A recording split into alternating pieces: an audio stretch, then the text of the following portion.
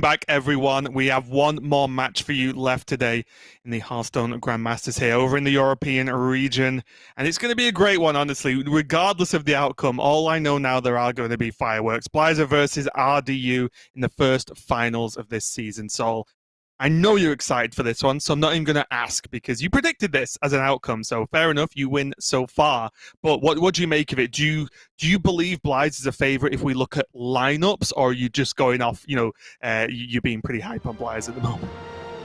Yeah, I mean, I don't care. I think he's unbeatable. I just don't care. You can't beat this man. It can't be done. Everything will conspire against you to mean this man wins every game of Hearthstone he ever plays. It is purely that simple. Okay, yeah, thanks for the answer. So, do we need to do this series? I don't know if that's just the case. Does RDU just concede? I'm not sure if that's allowed. We'll have to check. But no, in all seriousness, I will go to bat for RDU as he has been around for a very long time, but he really, from a pretty young age in Hearthstone, honestly. But he is just, when he's on his game, he is one of the best. There were questions last season about how distracted certain other Hearthstone game modes have created for him. But honestly, I think at least what we've seen so far, he is laser focused on Grandmasters for now. Yeah, and on a serious note, the victim, the culprit of Blyze's last defeat was RDU himself, because he did win that initial encounter that I talked about before the break, where they met in the opener of our Group B bracket, and RDU was the one who marched all the way through the winners bracket and qualified out of winners, putting Blyze down into the lower bracket. So he's already shown that it can be done, but that series was incredible. It was insanely close, came right down to the wire at the end, and it was one of my favorite series of Hearthstone that I've cast in a very long time, just because of A, how entertaining it is to see two players play at that speed, which I hope they do again just for the sake of pure entertainment, and then B, how much of a challenge it is as commentators to be able to keep up with that and actually put in anything meaningful in the limited amount of time that they give you to do so. Right, and that's the trick, right? Because for us, we get the odd complaint. Believe it or not, guys, we get the odd complaint, and sometimes we're like, oh, you didn't talk about this, or you missed this. And one of the problems we have is there's only so much time per turn or per relevant amount of time to actually mention everything we would like to. If we could speak all day about something, then we would. But that's in a normal match of Hearthstone. This is probably going to be turbo speed, so this is going to be even more difficult to get in everything we want, but we will do our best, and it is definitely a lot of fun. The double priest ban at this point, Sol, does not surprise me here. I think I have to just decide on what happens even next week, or what I think is going to happen. Does Last Hero Standing change things with Priest? Does it open up some kind of, hard target or anything like that? Or is the fact that Priest is so good makes it even more of a terror in Last Hero Standing? Because if it wins one game, well, it can win two, it can win three. Raven, I might need to flip my prediction, just purely based off beverage choice. RDU is staying hydrated. That's brain food right there, whereas Blyze seems to be on some kind of popular soft drink instead, which might just be slowing him down just a little bit. No, I'm trolling. I'm still 100% Team Blyze on this one. The man's unstoppable. Did you just think, or did you just state that a caffeinated drink would slow Blyze down? I think that might be the source of his power, if anything. He's just there as pints of espresso or something, just yes, my secret to playing so fast. Yeah. But yeah, it is going to be the standard lineups clashing into each other, as we've talked about. RDU does have the twist where he's playing Malagos Druid instead, but I think I'll be looking forward to next week whether this remains fairly standard, because I don't think it will be.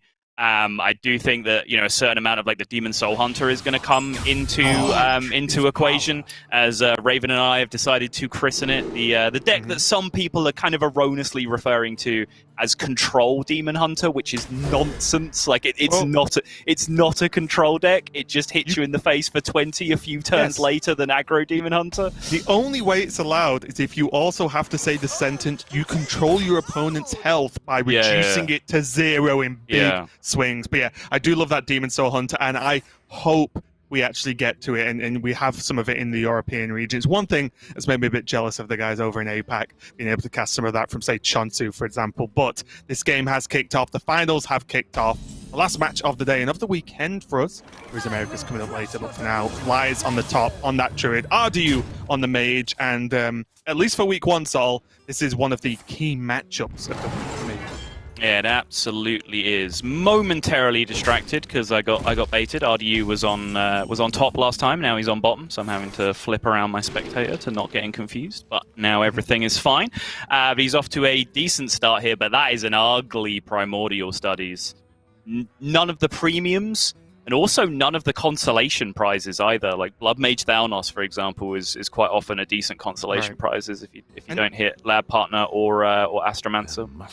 And in this position, if you had to say this is your automatic response to this Discover, do you think you'd go for the Kobold in general because it's just the most playable card? In this matchup, yes. There are some matchups where I'll take a Violet Warden for a little bit later on. It's actually decent against Priest, and pretty spectacular against like straight up Face Rogue, things like that. It can be a real huge lockout in the mid game if you get that huge taunt down for 5, potentially a little bit cheaper. Oh my goodness! Ooh. Dumpster picks back again. To back, yeah. Mana Reservoir is the most resilient of the choices that's playable in the near future. Of course, Malygos, a bit different. So I do actually like the pickup there. As opposed to like having one attack on a minion, I do think the health is worth more because the spell damage acts like extra damage, right? Whether it's on the minion itself as an attackable or extra on the spells or card draw.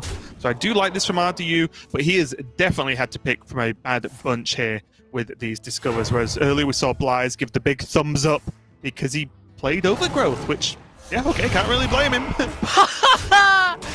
Instant double cleavy boy. Oh my. Everything's nice dead, Mana Reservoir.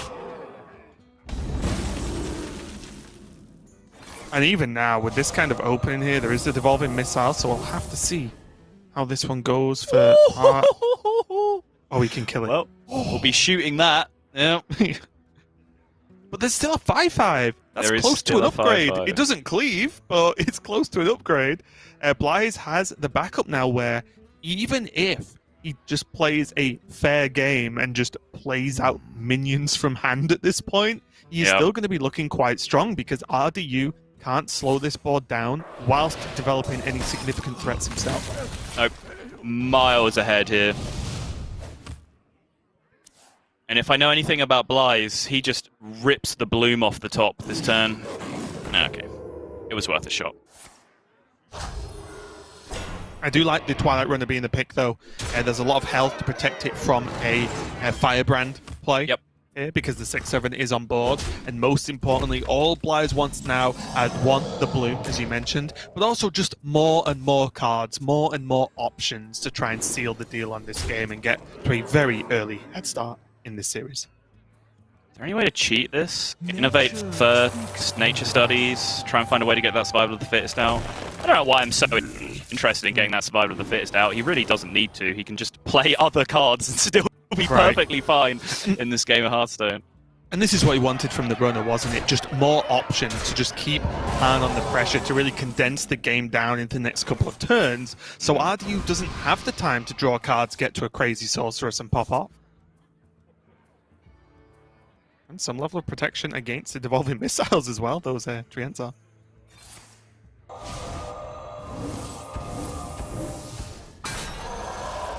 Oh, he got it, okay.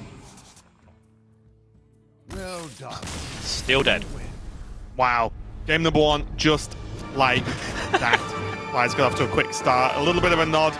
Again, the thumbs up from the Overgrowth really did it, but I will say RDU did get pretty unfortunate with those 2 studies, just giving him, just back-to-back bottom of the barrel, honestly. Like, it really is just that rough. Yeah. There were no even okay options. They were all just bad. Yep. I have a question, Raven. How bad does Blyze think other people are at Hearthstone? Because, like, this looks so easy for him. Like, he doesn't seem to be trying. It's not like, if you look at, like, some of the great players we have, like, if you look at Hunter Ace, for example, watch him play Hearthstone, he looks like he's in constant agony. Like, every synapse in his brain is just firing on overload, trying to find this way to gain edges on his opponent. Whereas you watch xBlyzes play, he's like, yeah, this game's easy, you just play some cards, yada yada yada, and he wins every single game he plays. Like, what conclusion can you draw from that as xBlyzes, except everyone else sucks? I mean, it's reasonable, isn't it? I don't really have an answer because I don't really want to say on camera that, yes, he probably thinks everyone else sucks. But I will say, what we're getting from xBlyzes so far in this season, even just this week, is that he is just hyped to be playing the game and competing at this level, isn't he? Because, and this might be because he's a bit newer to the sort of the top scene, so to speak, and some of these players have been around for years and years and years, with the spotlight on them, but every turn he's like, yes, let's go, and he is super hyped to play. And when you're this sort of animated and pumped to play the game, and then you are winning as well, that just increases tenfold, doesn't it? And honestly, if you're in a really good mood while you're playing, I do just think you play better. Again, I don't think all these players are robots, however, some of them may act sometimes. I do think there's a lot of stuff going on here that's outside of the games itself that has an impact. Right.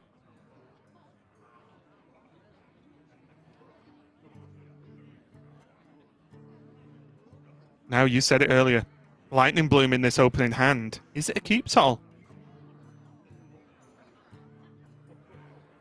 Yeah, it's Mali Druid. I think I have less experience with. I think Mali Druid has a lot more value to one-off power spikes. They can do more disgusting things with one-off power spikes than the other versions of the deck can be. So potentially Lightning Bloom is a better card in this deck than it is in other variations. But certainly, like I was making the point earlier, and I stand by it. Like there certainly have been hands where I've thrown away Lightning Bloom to look for Guardian Animal and Overgrowth, because I think they are much, much more important than that one-off spike that has the punish attached to it as well. Yeah, and you are right to call out the Malagos list, because as we mentioned in the previous series, RDU's Guardian Animals does not summon any Threshers ever, because they aren't in the deck. Right. So there is a certain difference in power level of that card, although still very strong, doesn't do the same as it does in some of the other Druid builds. But the deck does come with vulnerabilities, and one of them might just be on show here, because one of the cards that you cut to make room for all of the extra greedy stuff is Crystal Power. Another one is Overflow, which some decks do still play 2 copies of, although most do go down to 1. This is a 1 copy of Overflow list, so the amount of healing is extremely limited against a deck that is primarily concerned with just smashing you in the face over and over and over again. We just saw RDU take a rather quick choice of the Soul of the Forest, which is a little bit surprising to me when there was a Wrath available. And I don't mean that strictly that Wrath is just better card than Soul of the Forest, but I just wondered what the implications were of having a little bit more spot removal, because one of the cards you just mentioned that this Druid doesn't have access to is a Crystal Power, and Wrath, although not the same, acts in a similar fashion. It's true, but I do think that when you build a deck like this, you generally are hyper-focused on just making it do its broken things. You can see that, when you do sacrifice cards like a copy of Ironbark, 2 copies of Crystal Power, basically all of your defensive tools, you have just tuned your deck to say, if I do my broken thing, no deck can compete with it. Right. And I think that is probably the philosophy that you should maintain while playing most matchups.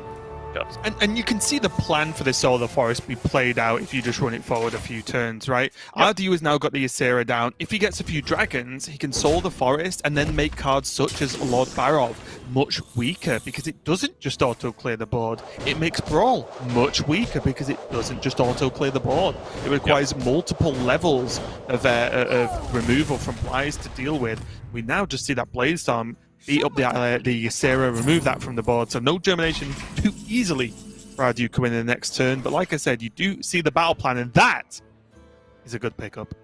It certainly is. I might have liked to see this Sky Raider held for xBlyzes, because he's going to pull himself a risky skipper soon off of this Ankar. And then the Sky Raider would be perfect to just proc it, be damaged on board to get a nice cheap Blood Boil Brute swing turn instead. Whereas, he has Kobold Lackey, sure, to set it off, but that's not a minion that's going to survive damaged on board. With double Blood Boil Brute in hand, I might be pretty excited about Blood Boil Brute swing turns over the coming turns.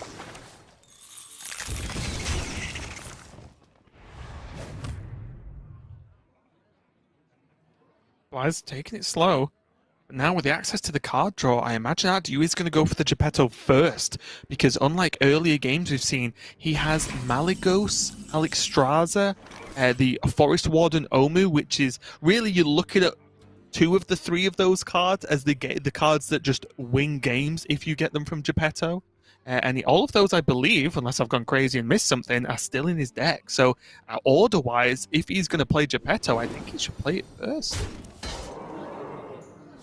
There are currently 5 minions, yes. Regular Alexstrasza, Malygos, Omu, and the 2 remaining beasts. One Twilight Runner, 1 Teacher's Pet. So he can whiff, so to speak, on this Twilight Runner or Teacher's Pet if he gets them now. But the payoff, there's an Omu, that's big. And then, wow, okay. He's only 1 Mally away from a good time right now, as long as he can get a hold of some swipes as well.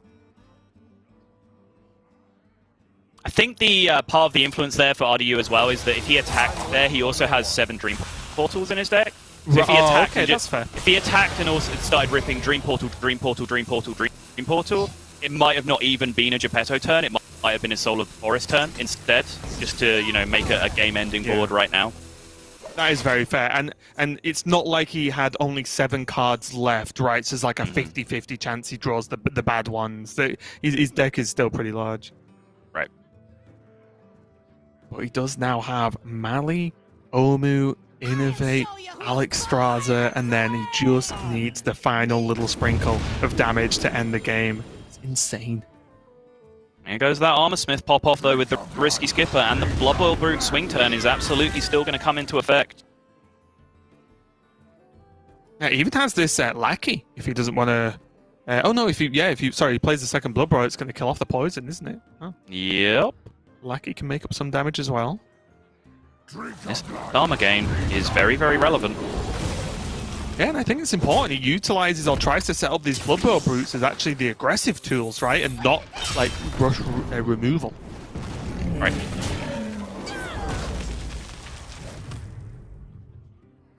But You need some help.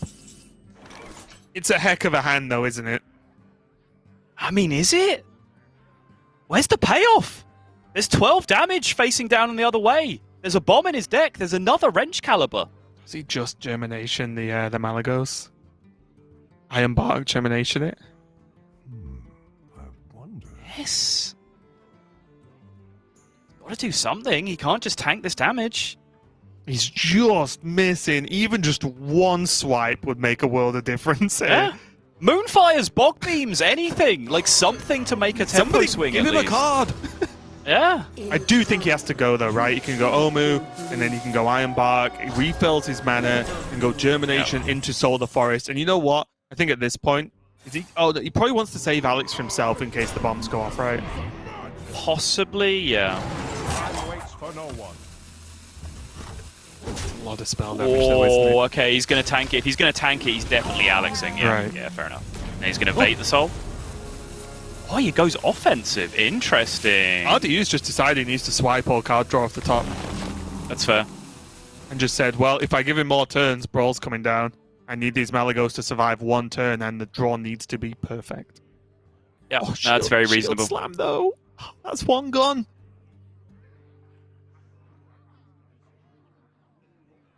He isn't killing Wait, the Malygos. really? What?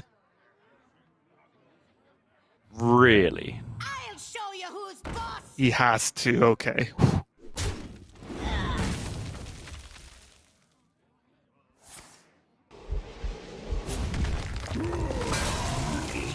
Shield Slam, then he's going to go for Sky Raider into playable. Oh, that's not the one he wanted. It's pretty good over the long term, but immediately he really would have liked to have cheaper pirates to be able to get board presence right now and clear the board up. But it's just too good to waste that effect, I think. It feels like he has to go into the Wrench Caliber instead, and that's just dead. It's just nothing. What a bad card, right? I know, It does right? nothing. Oh, no, that's a lie. It does something negative. It overloads RDU. That's all the card does right now.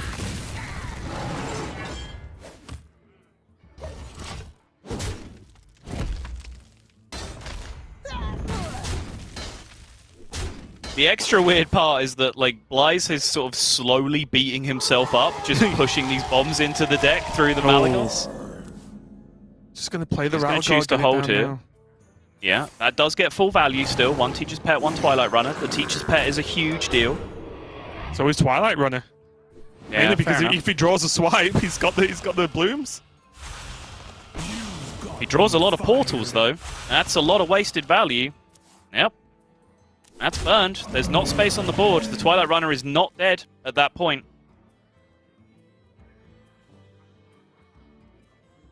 It's just going to be all face, hasn't it? He can't deal with the Rattle Gore. That's the whole point of that card, right? You can't really clear it up, so he has to... everything needs to go face. There's no point in dealing with this Rattle Gore in any way. Yeah, I mean... Ideally, I think he wants some kind of way that he can preserve his Mali, because it's kind of hard to find a win condition without it. I guess just big dragons on board and no brawl on the other side. I guess that's his win condition at this point. So the question is, should he trade the 3 Treants off? Or like 2 of them, or something? To have more space for a dragon. He did draw double Moonfire, though. Don't think it's enough. Without the 4/5 attack isn't real. That's just a rush attack. 5, 6, 7, 8, 9, 10. Yep. It's good. It's good effort though from RDU. Suddenly flies. From nothing, power. Roll.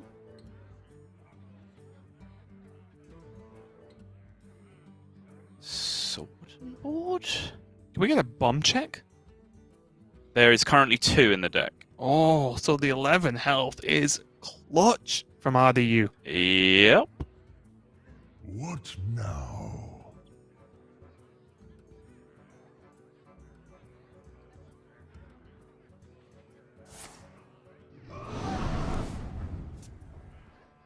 Oh, 1 card off.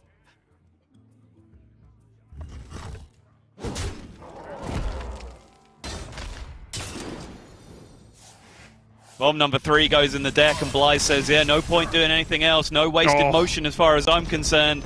And he saw it before I did. I did just about catch it on the Spectator, though. That was a swipe draw off the top for RDU, not in fact a bomb. But once again, you just see perfect example of how Blyze wants to play the game. He's like, all right, my out's bombs. There we go. I'll do the only thing that I need to do. I will do nothing else. I will make no attacks. I will not armor up. And he was out of that game in a heartbeat before you guys live even got to see what the draw was. But RDU picked up Swipe that game, that turn, which, as well as not being a bomb, is about as lethal as anything possibly could be, even though he had lethal represented on board. But shout out to RDU, honestly, for the way he played that game. The offensive Alexstrasza certainly ended up being game-winning. I think I overestimated the amount of bombs that were in the deck at the point that I was kind of panicking about the defensive Alexstrasza. And on reflection, I think there was only 1 in the deck at that point, so he was kind of chill to just be able to jam his Alexstrasza face. That was a great spot from RDU. I think continuing to dig as hard as possible, like baiting the overgrowth and just pushing as hard as he possibly could for card draw. I think everything he did that game, he did just about right and was rewarded for it with being able to dodge a few bombs at the end and pick up that clutch double Moonfire just when he needed it to be able to threaten lethal. Yeah, and with the both druids gone now from this series, we are going to move along to the Warriors, as there's going to be a Warrior mirror match for game number 3. Liza is playing again. We did see it, that more of a control style of this Bomb Warrior, whereas RDU is playing the Turbo. And there's the French clap there from Blyze, as the old sticky finger might cause a few issues in this game, Sol.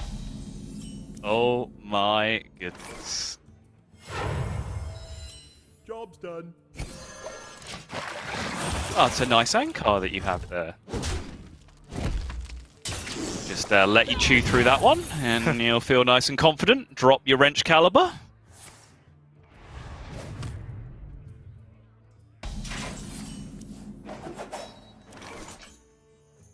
Cutting class able to get cutting class synergy out of it at least, and dig his way through. Plenty of card draw for RDU. It's what this deck is all about, trying to turbo through as fast as humanly possible. But perhaps fortunately for RDU, he doesn't have the wrench caliber set up immediately on this turn. And also as well, although it is bad, when Blaze is going to steal a Wrench Caliber, RDU does have a ton of ways to make his other Wrench Caliber go for a very long time indeed. So Yeah, it's fair. not like this one card just ruins the game plan completely. It does just make it harder, but because he is playing this upgrade list, Captain Greenskin and Dr. Krastenov, he can stretch one Wrench Caliber out throughout a whole game if needed. But the stars do have to align a little bit. For start, he has to draw now not one but both Wrench Calibers. Or I guess I'm just going to. Oh, actually no, he isn't playing Horde Pillager either, so he can't even like renew one. Right. So yeah, he does have to even draw if both. if he plays one and it gets stolen, it doesn't go into the Horde Pillager pool, right? So he'd still have to then draw the second one to activate the Horde Pillager in the first place, or he'd just be getting Ankar, and even then he's already played Ankar, so it's just a straight up 50-50 at that point. Yeah, I was more thinking if he can get one and he's like, say, forced to swing it before he gets all the extra charges out of his deck, and then he could have renewed it with a Horde Pillager, but he doesn't run one, so yeah, this is going to be a bit of an uphill climb for RDU.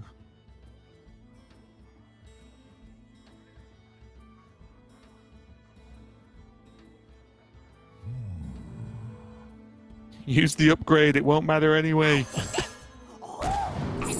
I actually did it. I got distracted. I was going to pose the question of, do you Shield Slam and Armor Smith? Is it that kind of matchup? And then obviously got distracted talking about Horde Pillagers and stuff. And just checking back on the history bar, yeah, he did actually end up Shield Slamming the Armor Smith. It was a question I was going to bring up about whether that was a justifiable thing to do in the matchup.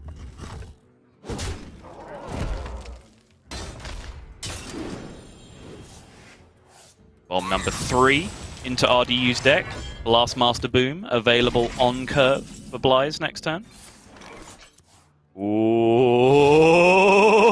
I feel like that noise should be made into some kind of soundboard for us here. We can just press that button whenever we want to hear Sol get excited. And now, swing, bubble sticky finger. Might cause RDU to respond, so all eyes on the camera, please.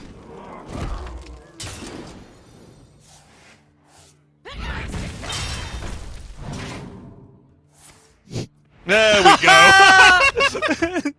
Yes, I knew it. Wow, that would have been a really good top deck if we could shuffle a second bomb into our opponent's deck this turn. Blaze in control of this game right now. I'd use plan. Disgusting. Still possible, but honestly, it's been gutted pretty much here. As it's less about, yeah, it's unfortunate he could get the boom off, but it's quickly going to be becoming more about just the sheer volume of bombs Blaze is going to be able to shuffle into RDU's deck. That's 5. And that's a boom. Here's what you wanted to do last turn.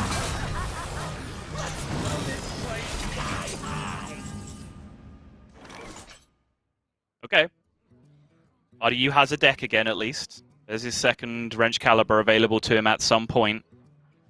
But there are bigger issues, let's say, that he needs to solve right now. Could go for the big double blade storm.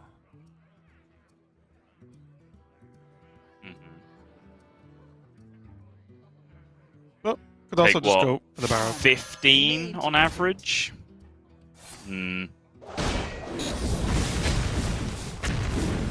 So he's going to say this Armor Smith dies to the first, gains him a little bit of armor, and then he still gets to use the second. Fair enough. My question is, what happens on the weird worlds in which it doesn't? Is it Which just it game? lives? Is it just Yeah. game? Like, I guess so. there was an element of risk to that play. I mean, I think that literally is game at that point, because it just means all the bombs went face for 1 million. Like, I don't think it really matters that you didn't get to Bladestorm. They could all hit face for one. Yeah, I guess so. There's Horde Pillager that Blaze does run in his list, and that's Wrench Caliber number 100. Wrench Caliber number 4 for Blaze, in fact. Yes. 6 bombs in the deck. This is about to be 7 and 8 for Blaze.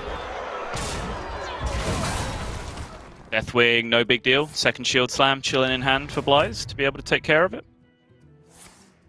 Bomb number 7 into the deck. Yeah.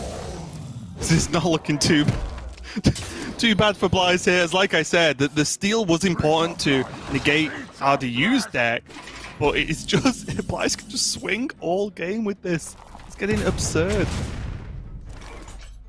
One.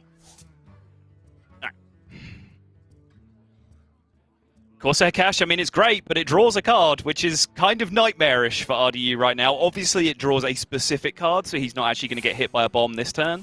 But every card he draws, whether it's a bomb or not, increases the likelihood that he's going to draw a bomb eventually. Right. I also love that animation. Just a hammer. Well, that'll do it. Managed to clear the board, but yet again, another swing, another bomb, and another stride closer to xBlyzes going up 2-1. Yep, 17 cards remaining, 7 of them again now are bombs. RDU dodges though. We saw xBlyzes absolutely dancing around bombs in the previous series. RDU is going to have to do something very, very similar this game if he's going to find a way out of this.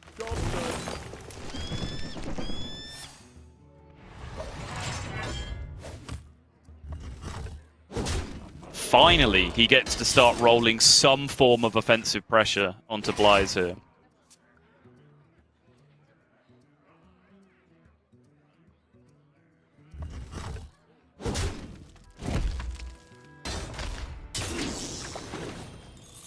I'll show you who's boss. Swing of the Ankar, not of course doing quite the damage and potential damage of a wrench caliber.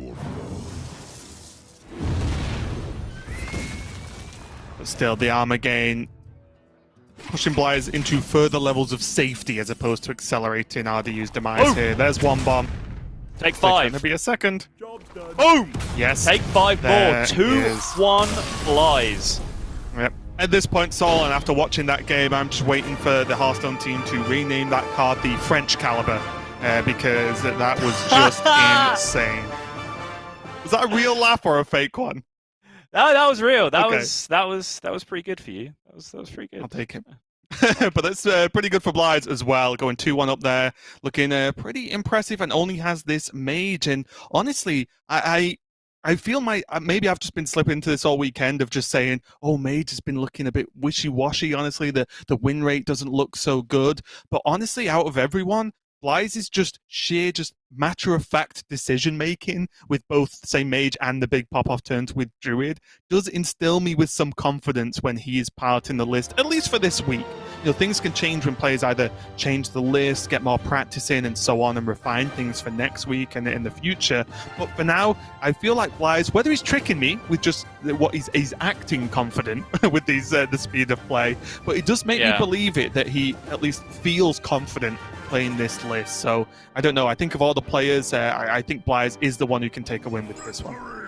I will say that the mage is the deck that I've had the most questions about his play on. I think it's really hard because I don't, necessarily get the time I'd quite like to break things down, which is about a week. On a lot of his turns, but I think, just in terms of how literally he's taking the name, which, admittedly is kind of a misnomer at this point. It's not really tempo mage, but xBlyzes does seem to take it more literally than most players that I've seen up until this point. Plays very, very heavily for tempo, which I think is right to a point and then very quickly becomes wrong and is very punishing when you do get it wrong. I think maybe xBlyzes has fallen into that trap on 1 or 2 occasions, but he's in a great position here with 2-1 up in the final, looking to make my predictions come true, as they always do. Always. Okay, I'm going to tell you to predict something nice about me, and then we'll see. I'll prove that one wrong pretty quickly.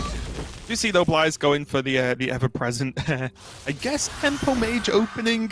I know you don't like the name Tempo Mage, but the openings that look like that do look quite good, especially with the backup of Array of Frost.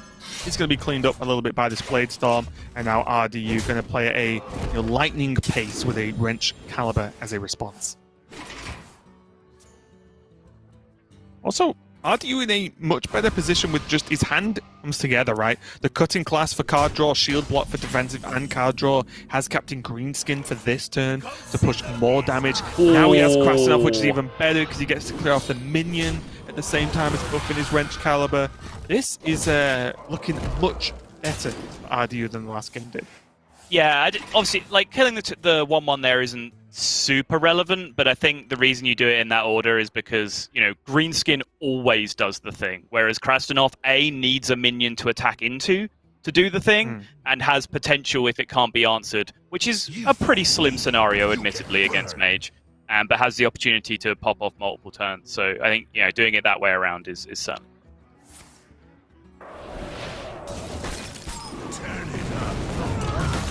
Why is just getting rid of one of these Ray of Frosts instead of using anything else, which I do like, because it's not like this Bomb Warrior deck really has a ton of threatening minions that you want to like forever freeze. And also as well, RDU isn't running Rattlegore in his list. So that's like the one target I would say that you would want just locked down with freeze, and it isn't there. So we can use these a little bit more liberally. Right.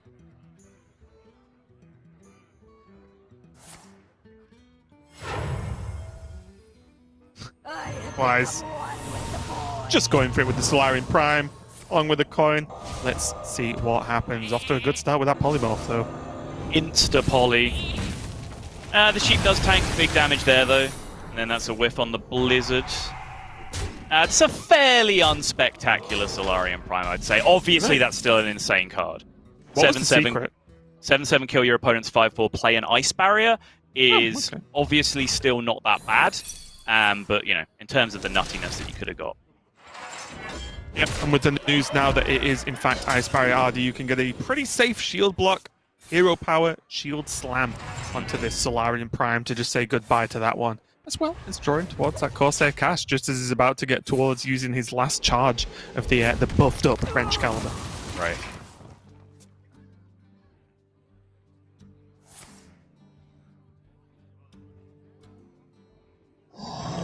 xBlyzes himself does not get offered any of the premiums, but I would consider Steward of Scrolls one of those consolation prizes I was talking about, that and Blood Mage Thanos, along with the Azure Explorer.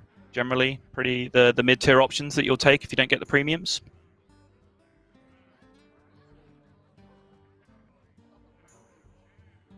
A little bit of an awkward step here for RDU. The hits on the armor brought them all the way down, so this giant is not really shield slammable, and it looks like he's going to have to commit a Zephyrs to the board just to cycle through some cards to try and get an answer to this mana giant.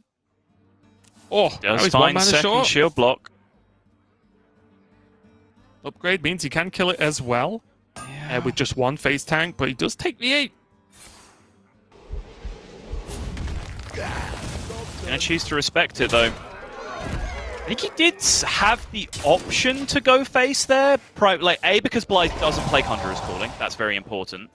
So B, it already had 7 health because you've already injured it with the Skipper, and then you have shield block, hit shield block, hero power, shield slam in your hand potentially for the future turn. But he chose to go in a different direction, where he shield slammed the smaller minion instead. And I do think that time favors RDU at this point. There are so many bombs in xBlyzes' deck that it is just a matter of time as long as he holds on. But that's Cram Session. Okay. It's just going to be game. 3 more left at this point. Okay. Frostbolt, good pickup. Premium. Yep, premium in this matchup for sure. And there's a lot of spell damage on the board right now. But there's also just 7 damage and xBlyzes on 9. Yeah. And he's not had a chance to play that Ice Barrier yet. I think RDU here just plays the Blastmaster Boom and say, go ahead and kill me if you can, because this is your last turn.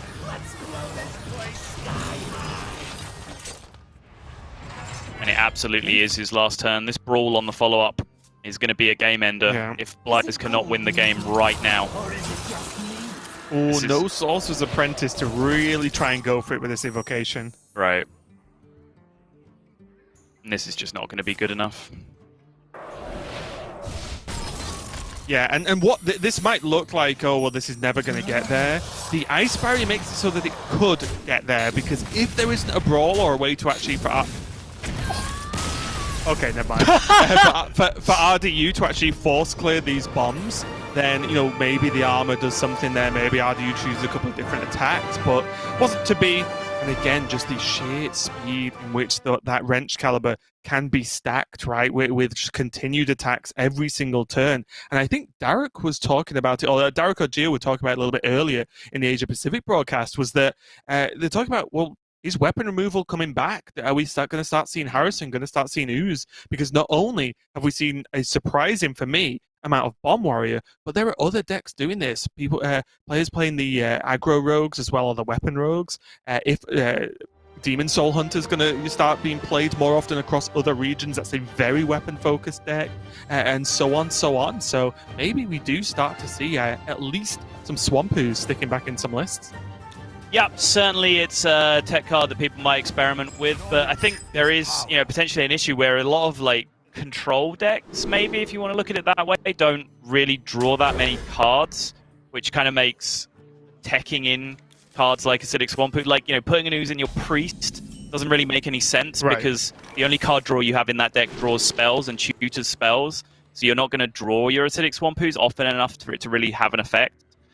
So I'm not sure, but it certainly does seem like in isolation, Ooze can do some work in the metagame right now. But Raven, we need to refocus because we've made it all the way to the finals of Week 1. We've made it all the way to game number 5 of RDU versus xBlyzes, just as it was the first time around. The first time around, RDU was able to pick up the victory, and it's going to end quite fittingly, I think, on the best possible matchup, a Tempo Mage.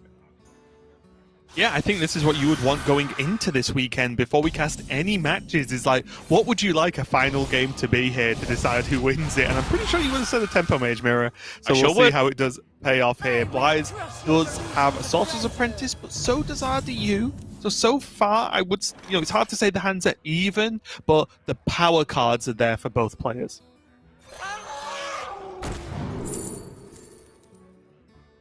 Ooh. Speaking of power cards, these ain't it.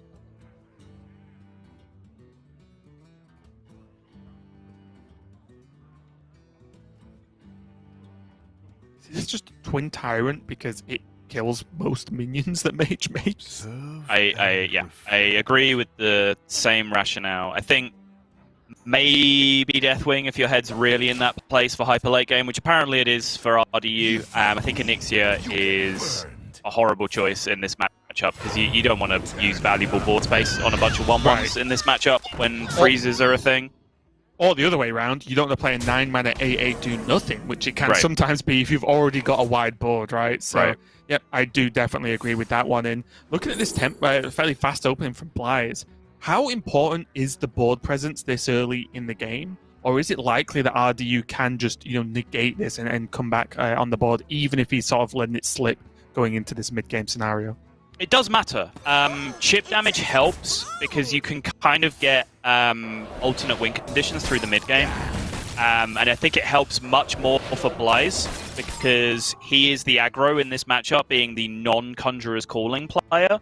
So when it comes into the mid-game and everyone's played enough spells to have cheap mana giants, RDU is going to have an enormous advantage when it comes to board battles because he plays a natural Conjurer's Calling in his deck. Whereas Blyze is going to have just singular giants that are much easier to deal with. So if he can get early damage through and open up a burst win condition for himself, I think that's actually pretty important for the way that the deck is built for him. Right, and we just saw a really big moment there from Blyze as well. Is you said he wants the chip damage, wants to open up the potential of just ending the game. He's committed his first Sorcerer's Apprentice to the board, and RDU could quite easily bat that away and not have to worry too much. But the problem is, although now Blyze is one Sorcerer's Apprentice down, RDU has the double source and a lab partner, but nothing else, as you'd say, just no payoff, right? He pretty much needs evocation off the top. Oh, the double sauce. Oh, that's so good. Can I get a bacon cheeseburger, double sauce? Didn't even realize I said anything funny there, but I'll take it. Right off the top though for Blyze. Just pan up some more damage, but they end up with a miscreant after the double missiles. But he still does get the prime, which is... if Raz is getting devolved once, you would rather it be devolved twice and the prime saved, right? Yes, I think so. I think with the state of this particular game, RDU will be happy just to see small damage minions on the board after that devolving missiles, even if he didn't get to take care of the prime.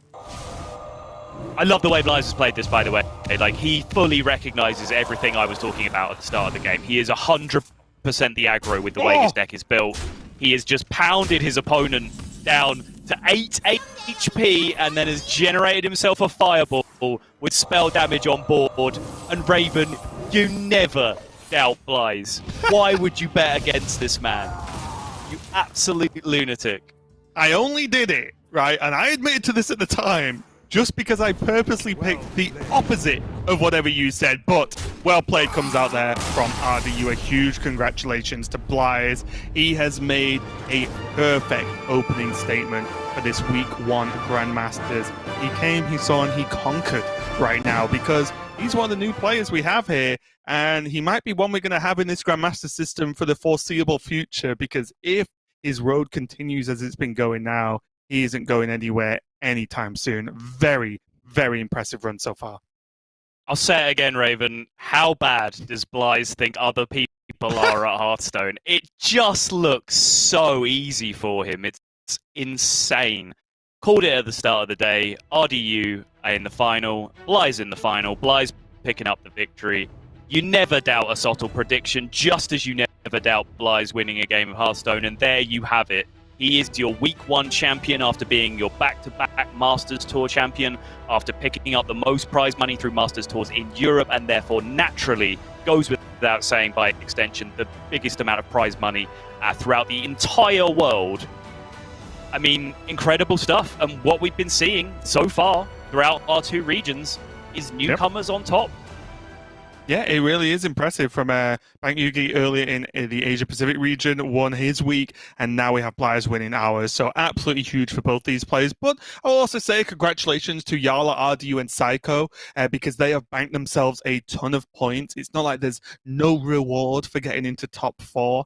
They have secured themselves a much easier next couple of weeks, or maybe not easier, but a bit more of a relaxed approach. When you bank so many points straight away, it means you can just say, okay, well, I just need to do okay in the next few weeks, and then that Division A is looking pretty good. But let's not take anything away. xBlyzes is, like I said, an incredibly impressive opening first week here.